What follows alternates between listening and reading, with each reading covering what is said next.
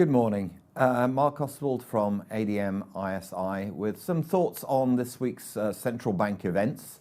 The week kicked off with the ECB giving us some fairly strong signals that if things don't improve, then they will act as appropriate, which is sort of the same message as we're getting from the Federal Reserve. But the primary point of focus obviously was the US Federal Reserve. As my first table shows, we are now fully pricing in a rate cut in July. In fact, we are pricing in a 22% probability that it might not just be 25 basis points, but actually 50 basis points. That's probably fueled by the fact that Mr. Powell at the press conference suggested that given when rates are as close as they are to the so-called lower bound on rates, then it's better to perhaps behave more aggressively. Eminently, one of the reasons why the Fed didn't cut at the current meeting is it's still hoping that there might be some positive outcomes from the G20 meeting, which obviously happens at the end of next week. There are slightly more positive sounds from there, but it's not necessarily really the case that we are expecting anything.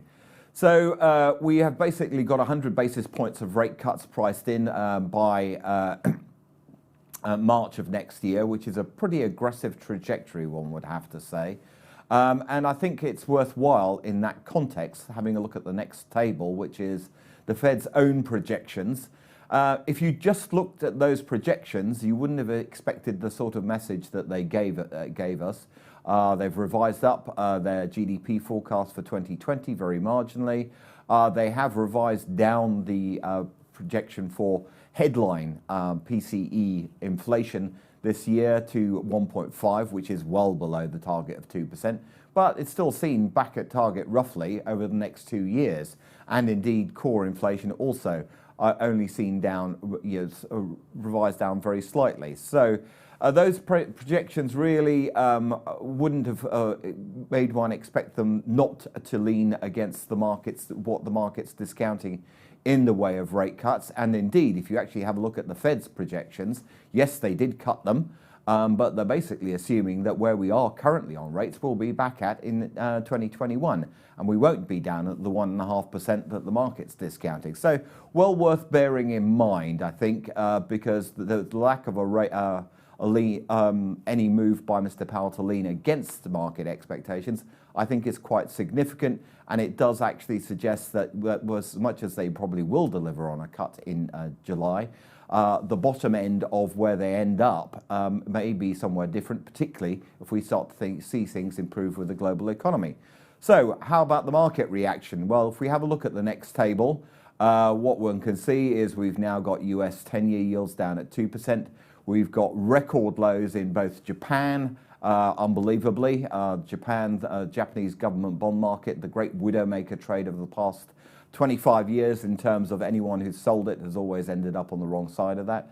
Germany now at minus 0.3%, and a good deal of others, even the likes of Italy, with all the concerns there are about the budget, still very low in terms of actual yields, even if the spread is obviously wide. So all of those very, very low yields obviously prompts a bit of a dash for trash. So I've brought in two charts, apart from obviously the equity market going on a roll yesterday particularly.